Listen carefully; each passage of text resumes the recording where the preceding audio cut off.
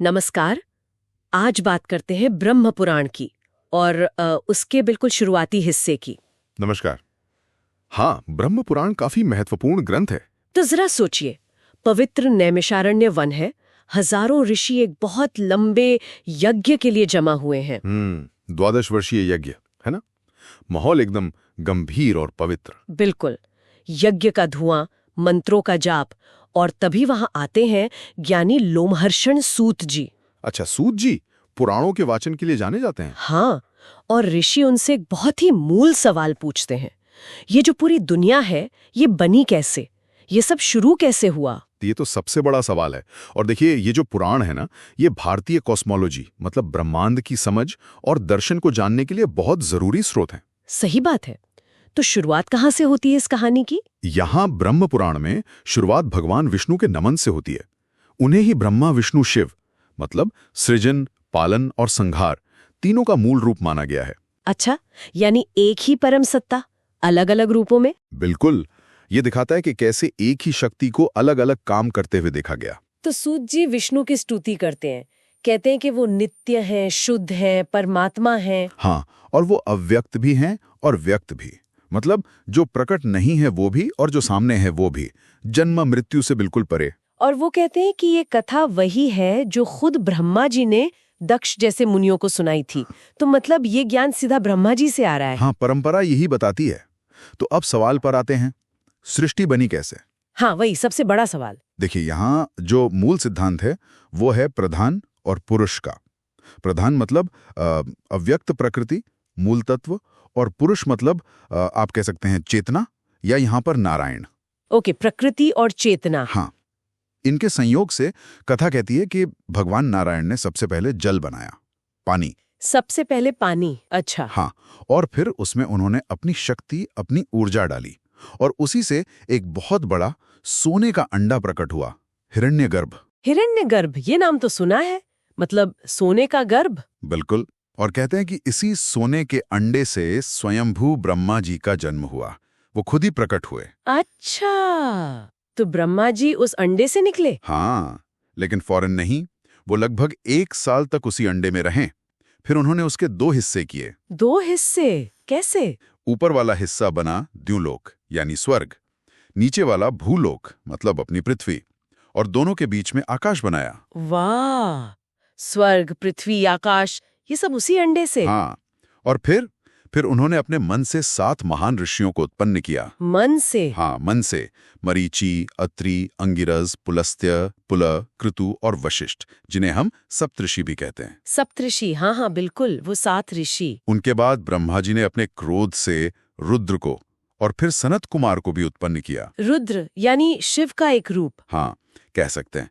तो इन्हीं प्रजापतियों मतलब इन ऋषियों और रुद्रों से आगे सृष्टि बढ़ी। पर एक बहुत बड़ा मोड़ तब आया। क्या? जब ब्रह्मा जी ने खुद को ही 2 हिस्सों में बांट दिया। खुद को? मतलब एक पुरुष रूप जिनका नाम हुआ मनु, और एक स्त्री रूप शत्रुपा। मनु और शत्रुपा, इनसे ही तो मानव जाति की शुरुआत हुई है ना। हाँ, इन्हीं को पहला मानव युगल माना जाता है। और मनु से ही मनवंतर की गणना शुरू होती है। ये हिंदू समय चक्र की एक बहुत बड़ी इकाई है, मतलब एक मनु का शासनकाल। अच्छा, तो मनु और शत्रुपा से फिर प्रियव्रत और उत्तानपाद जैसे बेटे हुए और वंश आगे बढ़ता गया। हाँ, ये पूरी वंशावली चलती है, लेकिन कहानियां सीधी नहीं होती, उतार चढ़ाव आते हैं। सही कहा। तो क्या हुआ? इसी वंश में आगे चलकर राजा अंग के एक पुत्र हुए, वेन। वेन, ये नाम कुछ ठीक नहीं लग रहा। हाँ, उनका शासन बहुत अत्याचारी बताया गया है। मतलब उन्होंने धर्म का मार्ग छोड़ दिया, अधर्म बहुत बढ़ गया। ओह, तो फिर इस चुनौती से कैसे निपटा गया? प्रजा का क्या हुआ? जब अत्याचार बहुत बढ़ गया तो कहते हैं धरती परेशान हो गई। तब ऋषियों ने हस्तक्षेप किया। उन्होंने प्रजा को बचाने के लिए राजा वेन की दाहिनी भुजा का मंथन किया। मंथन जैसे सागर मंथन हुआ था? हाँ, कुछ वैसा ही समझ लीजिए। और उस मंथन से अग्नि जैसे तेज वाले महाराज पृथु प्रकट हुए। पृथु? अच्छा, ये वेन के हाथ से निकले? हाँ, कथा यही कहती है। वो धनुष और कवच पहने हुए थे, एकदम तैयार।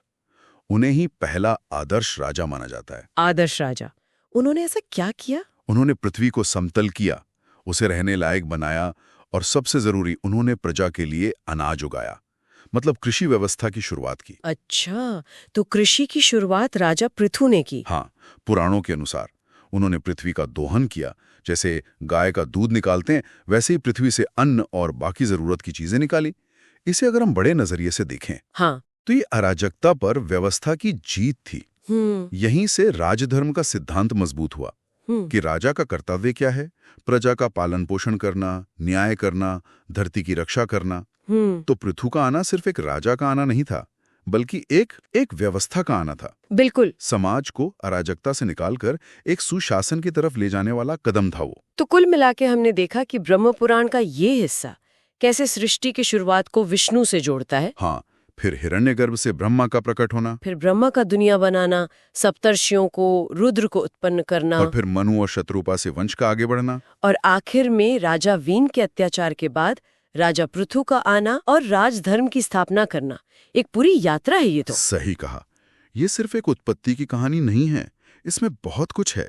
देवीय इच्छा है, सृष्टि के अपने नियम हैं, जैसे वो प्रकृति और पुरुष वाली बात। हाँ।